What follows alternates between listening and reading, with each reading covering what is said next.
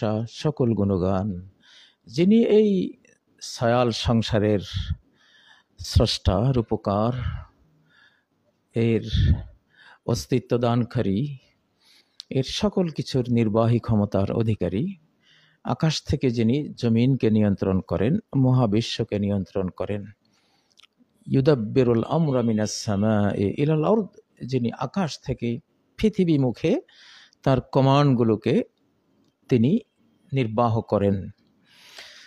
সকল গুণগান তার, সকল কৃতিত্ব তার, আমাদের কারো কিছুই নেই। আমরা সবাই ফকির, নিঃস্ব, কাঙ্গাল।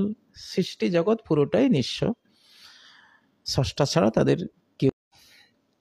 প্রিয় বন্ধুরা, আজকে একটি শিরোনাম, হত্যাযজ্ঞ। আধিপত্যবাদীদের বাংলাদেশ আক্রমণের অজুহাত সৃষ্টির পায়তারা মাত্র। অন্যান্য দেশের মতো বাংলাদেশেও ইসকন নিষিদ্ধ হোক। ইসকন মুক্ত বাংলাদেশ জিন্দাবাদ, জিন্দাবাদ। প্রিয় বন্ধুরা, এই জিন্দাবাদটা আমার স্রষ্টার কাছে, রাজাধিরাজ আল্লাহর কাছে একটা প্রেয়ার, একটা দোয়া, একটা প্রার্থনা, যে আপনি, তারা প্রকৃত অর্থে যদি, আপনি তো জানেন, তারা যদি অশান্তি সৃষ্টিকারী হয় এবং খুনের গঙ্গা বইয়ে দেওয়ার ষড়যন্ত্রকারী হয়, আপনি নিষিদ্ধ করে দেন। আমরা দেখব আমাদের এই চাওয়া পাওয়া আগামীতে আল্লাহ কিভাবে কবুল করেন, আমরা দেখব ইনশাআল্লাহ। আমরা জানি ইসকন চীনে নিষিদ্ধ, ইসকন মালয়েশিয়া নিষিদ্ধ, ইসকন সৌদি আরবে নিষিদ্ধ, ইরানে নিষিদ্ধ, ইসকন ইন্দোনেশিয়ায়ও প্রায় নিষিদ্ধ। আবার তাজিকিস্তান, কিরগিজস্তান, তুর্কমেনিস্তান সহ ওখানে যে 5-6টি রাষ্ট্র আছে, তারা খুব তীক্ষ্ণ নজরে তাদেরকে তাদের নজরের আওতায় রাখে, সহজে কিছু করতে দেয় না। তো বাংলাদেশের যে অবস্থা হয়েছে, আসলে বাংলাদেশে এটা নিষিদ্ধ না করে আর উপায় নেই। যেভাবে কোর্ট কাছারির প্রাঙ্গণে এবং একজন সরকার পক্ষীয় আইনজীবীকে সাইফুল ইসলাম তাকে শহীদ করা হলো। এরা যেহেতু ভারতীয় এজেন্ডা বাস্তবায়নকারী একটি ভারতীয় দল, আরএসএস বিজেপিরই এরা প্রতিধ্বনি তোলে বাংলাদেশে। জাগরণ মঞ্চ যেটা, এটা তো আরএসএস এর জাগরণ মঞ্চ। আপনারা সংবাদ পড়লে দেখবেন ভারতে জাগরণ মঞ্চ তৈরি করে করে তারা কি করে। গতকালও সম্ভবত 6 জন মুসলিম ভারতে গুলিবিদ্ধ হয়ে নিহত হয়েছেন।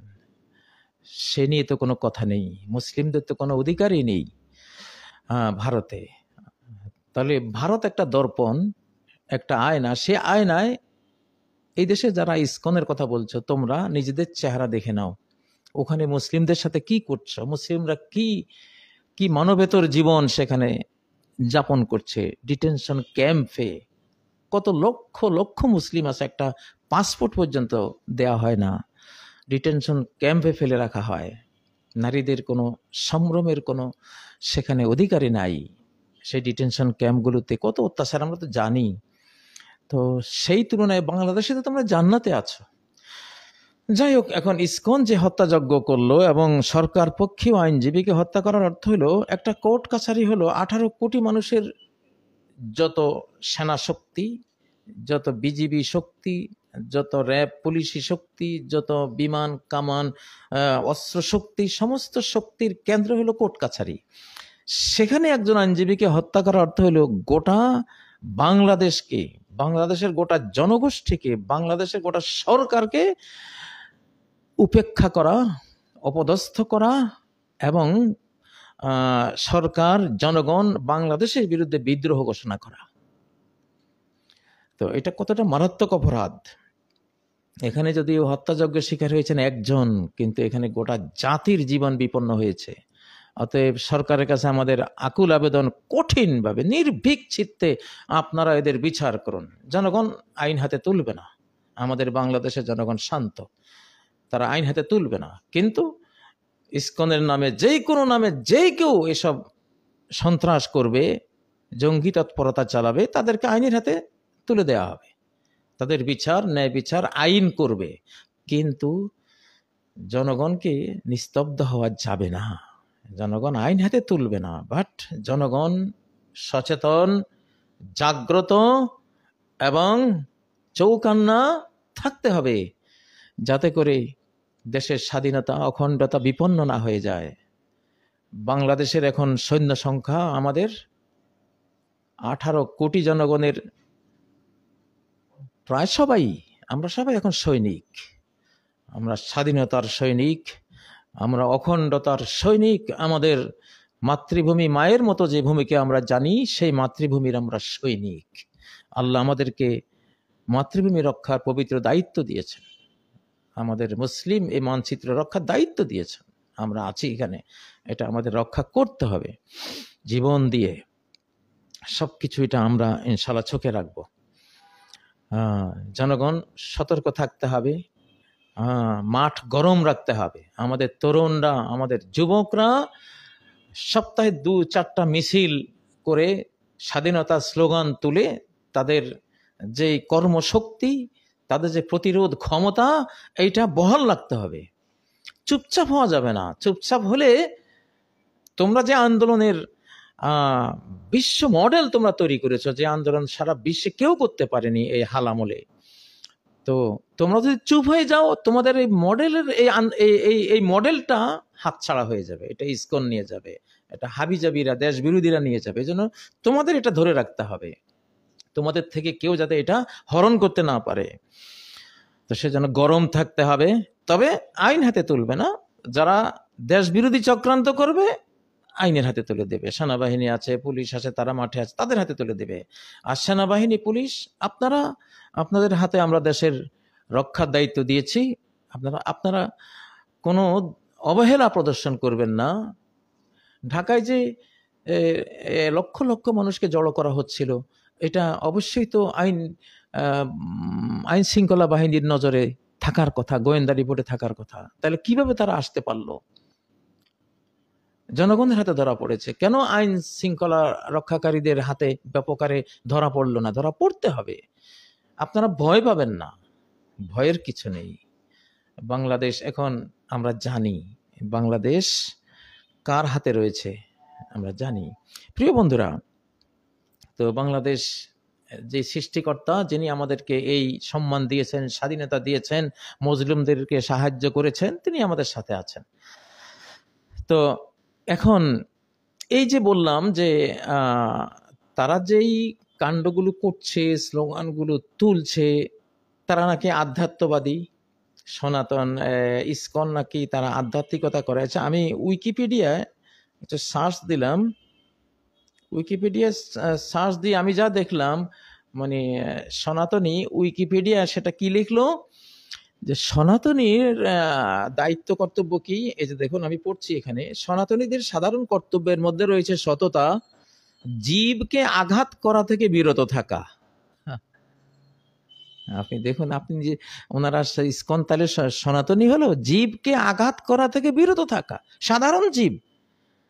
ওনারা জীব হত্যা করবেন না। আর আপনি সর্বশ্রেষ্ঠ আশরাফুল মাখলুকাত যে জীব, যে মানুষ, আপনি তাকে হত্যা করে ফেললেন। তা আপনি কিসের সনাতনী? আপনি তো সন্ত্রাসী ভাই, আপনি তো জঙ্গি, আপনি তো দেশ বিরোধী, আপনি বিদেশি এজেন্ডা বাস্তবায়ন করছেন, আপনি ভারতীয় এজেন্ডা বাস্তবায়ন করছেন। আপনি বাংলাদেশের চট্টগ্রাম দখলের যেই কথা আমরা শুনছি, এগুলো আক্রমণের যে কথা বলা হচ্ছে, সেটার অজুহাত তৈরি করে দিচ্ছেন।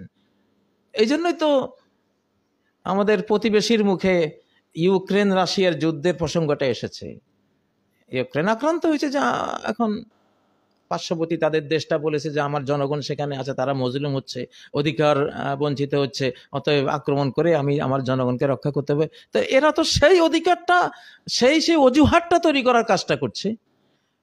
আমাদের প্রকৃত যে সনাতনী হিন্দু, আমাদের বাংলাদেশের হিন্দু ভাইয়েরা আছে, 2009 সালে সম্ভবত ইসকনের সাথে তাদের একটা সংঘর্ষ হয়েছে। তো এরা তো আর্টিফিশিয়াল, কৃত্রিম সনাতনীর গেরুয়া পোশাকের অন্তরালে এরা সনাতনী নয়, স্যাবোটাজকারী, অন্তর্ঘাতকারী। নাহলে কিভাবে একজন আইনজীবী নিহত হলো সেখানে? এটা কি সম্ভব? জীবে আঘাত না করা হলো তোমাদের সনাতনের অন্যতম তোমাদের ধর্ম বা নীতি, তাহলে কিভাবে আঘাতটা করলে? তাহলে এই নামটা বাদ দিয়ে দাও ভাই, এই নামটা চলবে না। আর সরকারকে তো আমরা আহ্বান জানিয়েছি, এটা বিভিন্ন দেশে যেমন নিষিদ্ধ, বাংলাদেশে নিষিদ্ধ হতেই হবে, কারণ এই অশান্তি আমরা এটা দেখতে চাই না আমাদের বাংলাদেশে। তো এই জন্য আমাদের যারা জাতিকে, তরুণদেরকে যারা নির্দেশনা দিচ্ছেন, তাদেরকে ঠান্ডা হওয়ার নির্দেশনা দেবেন না, তাদেরকে গরম রাখতে হবে, নাহলে দেশ টিকবে না। তারা সেই উদ্দামতা, উচ্ছলতা, সেই জীবন ত্যাগী, সেই দুঃসাহসিকতা নিয়ে তারা মাঠে থাকতে হবে। তাদের ঘুমানো যাবে না। ঘুমানো মানে নিস্তব্ধ নিথর হয়ে যাওয়া যাবে না। শুধু কিছু সৈনিকরা মিলে এই দেশ রক্ষা করতে পারবে না। আমাদের 18 কোটি জনগণের, আমরা 18 কোটি সৈনিক, ইনশাআল্লাহ স্রষ্টাকে সাথে নিয়ে আমরা আছি এই দেশ রক্ষায়। অতএব আমাদের যুবকরা, তোমরা কিন্তু ঠান্ডা হবে না, নিস্তব্ধ হবে না। আমরা তোমাদেরকে মির্জাফরের মতো কোনো নির্দেশ দিতে পারি না। মির্জাফর বলেছিল, সিরাজ তুমি আজকে শান্ত থাকো, আমি কালকে যুদ্ধ করে ক্লাইভকে বিতাড়িত করে শেষ করে দেব, তোমার রাজ্য নিষ্কণ্টক করে দেব, তুমি শান্ত থাকো। শান্ত থাকো নির্দেশটা দিয়ে, পরামর্শ দিয়েছিল, সিরাজ তো তখনকার সুলতান, তো পরামর্শটা দিয়ে, শান্ত থাকার পরামর্শ দিয়ে ক্লাইভকে গোপনে চিঠি লিখে দিয়েছে। সে তো শান্ত হয়ে গেছে, তার সৈন্যবাহিনী এখন হাল ছেড়ে দিয়েছে। একটা সৈন্যবাহিনী কঠিন নিয়মে চলে, তারা যখন হাল ছেড়ে দেয় ওই সময় আক্রান্ত হলে আর কেউ বাঁচতে পারে না। ঠিক সেটাই হয়েছে। এখন যদি আমরা আমাদের তরুণদেরকে বলি শান্ত থাকো, তোমরা হ্যাঁ শান্ত থাকো, এটা বলবো না, সচেতন থাকো বলবো, আইন হাতে তুলবো না এটা বলবো, কিন্তু শান্ত হয়ে যাও, ঠান্ডা হয়ে যাও, নিথর হয়ে যাও এটা বলা যাবে না। সীমান্ত ঈগল হয়ে থাকতে হবে, রয়্যাল বেঙ্গল টাইগারের মতো হয়ে থাকতে হবে, দুঃসাহসিক তোমাদের সেই চেতনাগুলোকে জাগ্রত রাখতে হবে, তোমাদের শারীরিক ফিটনেস থাকতে হবে। আন্দোলন, বিপ্লব, যুদ্ধের প্রস্তুতি, বাংলাদেশের এখন রণপ্রস্তুতির পর্ব। বাংলাদেশের তরুণদের, বাংলাদেশ সরকারের, বাংলাদেশ সেনাবাহিনীর যুদ্ধ প্রস্তুতিতে থাকার কথা এখন, কারণ এটা অজুহাত তৈরির চেষ্টা চলছে ওখানে।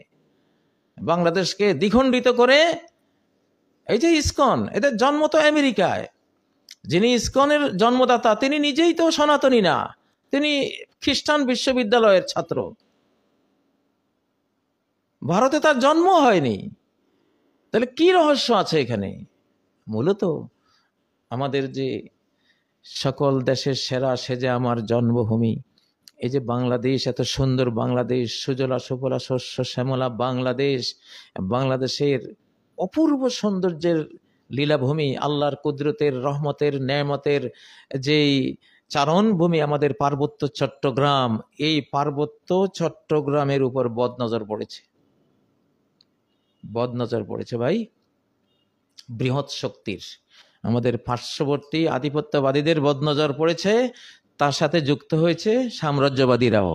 মূল কথা সেটা।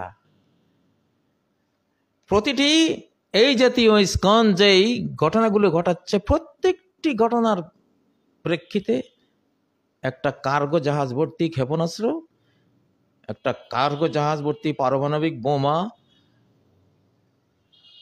অ্যান্টি ট্যাঙ্ক মিসাইল এবং আরো যা যা লাগে, আধুনিক ড্রোন আনবেন। ইসকনের গন্ডগোলকে ইসকনের মধ্যে সীমিত রেখে দিবেন না। এই গন্ডগোলকে বুঝবেন, এটা আমার উপর আকাশ আক্রমণের পায়তারা হচ্ছে, এটা আমার উপর সীমান্ত আক্রমণের পায়তারা হচ্ছে, এটা আমার উপর সমুদ্র আক্রমণের পায়তারা হচ্ছে। আসল খবরটা বললাম ভাই, তোমরা যারা ইসকনের সদস্যরা আছো, আমি যে বললাম তোমরা সেবটিয়র, সনাতনীর গেরুয়া পোশাকে, বুকে হাত দিয়ে বলো তো, সত্য বলছি না? তোমরা তো আধ্যাত্মিক, তোমরা বলো, আমিও আধ্যাত্মিক, কোরআন পুরাটাই আধ্যাত্মিক। রূহ, কোরআনকে আল্লাহ রূহ বলেছেন, এটা আত্মার খোরাক, আধ্যাত্মিক। কোরআন যিনি নিয়ে এসেছেন তিনি আর রুহুল আমিন, বিশ্বস্ত আধ্যাত্মিক রূহ, আত্মা। এবং কোরআনের যেই বাণী, প্রত্যেকটা বাণীকে রূহাম মিন আমরিনা, আমার কমান্ড সম্বলিত রূহ, এটা পুরাটাই আধ্যাত্মিকতা। তো তোমরা যদি আধ্যাত্মিকতার চর্চা করো, তো আমি যে বললাম যে তোমরা আসলে সনাতনীর লেবাসে তোমরা স্যাবোটিয়র, একবার মনে এই বুকের মধ্যে হাত দিয়া নিজেরা জিজ্ঞাসা করো তো, যে এই লোকটা যে বলতেছে কথা তো সত্য। যদি আমার কথা তোমাদের বিশ্বাস হয়, তাহলে তোমরা আল্লাহর ধর্ম একসময় কবুল করবা ইনশাআল্লাহ। আমি তো বলছি, আমি তো একটা আইডিয়া থেকে বলছি, আমার আমার মুখে, আমার অন্তরে হয়তো আমার স্রষ্টা কথাটা ঢেলে দিয়েছেন, আমি সেজন্য বলছি। বাট এই কথা যদি আল্লাহ আমার মুখে দিয়ে থাকেন, তাহলে আমি সত্য বলেছি অবশ্যই। তোমরা তো জানো তোমরা কি কত পয়সা খেয়েছো। আমি এই জন্য বাংলাদেশ সরকারকে বলবো 1000 টাকার নোট ব্যান করে দেন। বাংলাদেশ সরকারকে আমি আবার বলছি, 1000 টাকার নোট ব্যান করে দেন। তাহলে ইসকনের আন্দোলন আমার মনে হয় 80% বন্ধ হয়ে যাবে। এবং এবং ঢাকায় যে 1 লক্ষ টাকা করে ঋণ দেওয়া হবে, এই যে লক্ষ লক্ষ লোক আনতেছে, এই সব বন্ধ হয়ে যাবে। আপনারা হয়তো বলতে পারেন, ভাই 1000 টাকার নোটের কি দোষ হলো ভাই? কেন আমি দেখেছি কি, যত টাকা ধরা পড়ে, 1000 কোটি টাকা, 30,000 কোটি টাকা, 5,000 কোটি টাকা, সব 1000 টাকার নোট। তো এই নোটের গরমে আন্দোলন, টাকা ছাড়া আন্দোলন হয় না। ইসকনের আন্দোলন কিছুতে 1000 টাকার নোট ছাড়া হচ্ছে না। কত লক্ষ কোটি 1000 টাকার নোট যে হাতছাড়া হয়ে জায়গা জায়গায় আছে রে ভাই। সরকার আমার মনে হয় এই 1000 টাকার নোটগুলো ব্যান করে দিলে বিরাট আপদ থেকে বসে যাবে। এগুলি আছে জায়গায় জায়গায়, এগুলি দিয়েই ওরা টাকা হাত করে নিয়েছে। তারা টাকা দিয়ে, টাকার পিস, টাকা তো এখন মাহবুদ রে ভাই। আল্লাহ মাহবুদ, আল্লাহর পরে এখন মানুষ টাকাকে মাহবুদ বানিয়ে রেখেছে, টাকার পূজারী মানুষ হয়েছে। তো এখন বাংলাদেশ সরকার, ডক্টর ইউনূস সরকার, আপনি 1000 টাকার নোটগুলো বন্ধ করে দিলে এখন এই আন্দোলনের পেছনে ফুয়েল যারা দেয়, তাদের ওই টাকার শক্তিটা শেষ। শান্তিতে ঘুমাবেন ডক্টর ইউনূস সাহেব। আপনার যে বয়স, আপনার উপদেষ্টারা যে অবস্থা, সবাই তো বয়স্ক, একটু শান্তিতে ঘুমান। এইটা 1000 টাকার নোটের সন্ত্রাস আমি মনে করবো, যে এরা এই রাষ্ট্র থেকে চুরি করে এখন এগুলো দিয়েই এই কাণ্ডগুলি ঘটাচ্ছে। যখন টাকা থাকে না, তখন সৈনিকেরা টাকা দিতে পারে না, স্যাবোটাজকারীদেরকে টাকা দিতে পারে না, তখন ফ্যাট বন্ধ, আন্দোলন বন্ধ, যুদ্ধ বন্ধ, সব বন্ধ ভাই। এই আক্রমণটা মুসা আলাইহিস সালাম করেছিলেন। হযরত মুসা আলাইহিস সালাম ফেরাউনের বিরুদ্ধে এই দোয়াটা করেছিলেন। আল্লাহু আকবার, কি সুন্দর দোয়া। উনি দোয়া, এটা সূরা ইউনূসের 88 নম্বর আয়াত, যে ওয়াকালা মুসা রব্বানা ইন্নাকা আতাইতা ফিরআউনা ওয়া মালাহু যিনাতান ওয়া আমওয়ালা। মুসা আলাইহিস সালাম কি সুন্দর দোয়া করলেন। ফেরাউনের বিরুদ্ধে এখানে কোনো দোয়া নাই, একটা দোয়া করেছেন কি, যে আপনি তো ফেরাউনকে, তার দলবলকে অনেক সৌন্দর্য, সোনা দানা, আমওয়াল, বিশাল সম্পদ, ঐশ্বর্য আপনি দিয়েছেন যা জাগতিক জীবনে। রব্বানা লিয়ুদিল্লু আন সাবিলিক, যার ফল হলো কি, তারা আপনার পথ থেকে নিজেরা এবং আপনার বান্দাদেরকে তারা ভ্রষ্ট করে দিয়েছে। এখন আমার দোয়া হলো, রব্বানা তুমিস আলা আমওয়ালিহিম, তাদের অর্থনৈতিক শক্তিকে আপনি নিশ্চিহ্ন করে দেন। 88 নম্বর সূরা ইউনূস। যে অর্থের বলে সে এই যে 10-12 লক্ষ সৈন্য মুসা আলাইহিস সালামের পিছনে ধাবিত করেছিল, এগুলি তো টাকার বলেই তো, বেতনের বলেই তো। বেতন নাই, কোন সৈন্য যাবে যুদ্ধ করতে? বিশ্ব ইতিহাসে যত যুদ্ধ হয়, যে সরকার সৈনিকদেরকে বেতন দিতে পারে না, বাড়তি অর্থনৈতিক সুবিধা দিতে পারে না, সেই সরকারের পক্ষে কেউ লড়ে না, ওরা সরে যায়। শুধু যারা ফ্রিডম ফাইটার বা আদর্শের যোদ্ধা, তারা বেতন করে নেয় না। কিন্তু সাধারণ, এই যে প্রথম বিশ্বযুদ্ধ, দ্বিতীয় বিশ্বযুদ্ধ, বা এখন যেগুলো হচ্ছে, এই যে যারা যুদ্ধ করতে যাচ্ছে বিভিন্ন দেশে, ভাড়াটিয়া যোদ্ধা, লক্ষ লক্ষ টাকার বিনিময়ে যাচ্ছে। টাকা নাই, যুদ্ধ নেই। মানে বাংলাদেশের 1000 টাকার নোটের উপরে আমাদের এই সন্দেহটা যাচ্ছে, যে কি পরিমাণ, কত হাজার হাজার কোটি 1000 টাকার নোট বিপজ্জনকভাবে হাতছাড়া হয়ে আছে। সেই টাকার গরমে এই সন্ত্রাসগুলো হচ্ছে। অতএব সরকার যদি 1000 টাকার নোটগুলো বন্ধ করে দেন, আমি এই সূরা ইউনূসের 88 নম্বর আয়াতের আলোকে বলতে পারি যে এই সন্ত্রাসের বিশাল একটা পতন ঘটবে, এবং এগুলো মানুষ আসবে না তাদের কথায়, টাকা ছাড়া কেউ আসবে না। তো যাই হোক, এগুলো দেশ বিরোধী, এগুলি আমরা জানি। আমাদের এই দেশে শিশু বাচ্চারা এগুলো বুঝে, এগুলো যারা এই বাংলাদেশের স্বাধীনতা অখণ্ডতা ধ্বংস করার পায়তারা করছেন, বিদেশি শক্তিকে আক্রমণের প্রেক্ষাপট তৈরি করে দিচ্ছেন, যে ওনারা বলবে যে হ্যাঁ আমাদের জনগোষ্ঠী, আমাদের হিন্দু ভাইরা আক্রান্ত হচ্ছে, এটা হচ্ছে। মারা গেল মুসলিম উকিল, ওরা বলতেছে এটা ইসকনের উকিল মারা গেছে, হিন্দু মারা গেছে নাকি, এবং ওটা নাকি মুসলমানদের আক্রমণে মারা গেছে। লা হাওলা ওয়ালা কুওয়াতা ইল্লা বিল্লাহ। দেখুন কি অবস্থা, মিথ্যা কাকে বলে। তো আমরা এমন একটা, এজন্য বন্ধুরা, যার কাছে যত ইউটিউবের সূত্র আছে, যত পেজ আছে, ফেসবুকের, টুইটার আছে, যা কিছু আছে, আপনারা প্রচারের এসব বাংলাদেশের পক্ষীয় প্রচারের বন্যা বই দিতে হবে। এটা হলো প্রচার যুদ্ধ। বর্তমান আধুনিক জগতে প্রচার যুদ্ধ অস্ত্রযুদ্ধের চেয়েও বড়।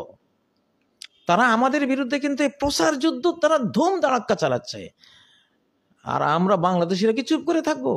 সারা বিশ্ব তোলপাড় করে দেবেন এদের বিরুদ্ধে। মিডিয়ায় যত আমাদের মাধ্যম আছে, আমাদের গণমাধ্যমগুলো কি বলে, মাল্য ইসকনের গণজাগরণ মঞ্চ আর আমাদের সব পত্র পত্রিকায় এদের অধিকাংশরাই দালালি করতেছে, যে ত্রিশক্তি সংঘর্ষে নিহত। দেখুন, আমরা আসতেছি আপনাদের ব্যাপারে ইনশাআল্লাহ। আমরা নাগরিকরা, জনগণরা আমরা সচেতন, আমরা আগের মতো ঘুমিয়ে থাকবো না এখন, আপনারা যা ইচ্ছা তাই বলে যাবেন। যাই হোক প্রিয় বন্ধুরা, তাহলে কথা হলো এটা, বাংলাদেশ সরকারের কাছে প্রস্তাব, এই অর্থনৈতিক শক্তি বন্ধ হয়ে গেলে যুদ্ধ শক্তি, সন্ত্রাসের শক্তি, জঙ্গি শক্তি সব বন্ধ হয়ে যায়। তো এই যে 1000 টাকা নোটের ব্যাপারে আমার এই পর্যবেক্ষণটা দিয়েছি, আপনারা দেখুন। এটা আমার মনে হয় যেন বড় একটা কারণ এটার পিছনে। তো আল্লাহ তাআলা আমাদেরকে, আমাদের বাংলাদেশকে, স্বাধীন সমৃদ্ধ বাংলাদেশকে আল্লাহ কবুল করুন।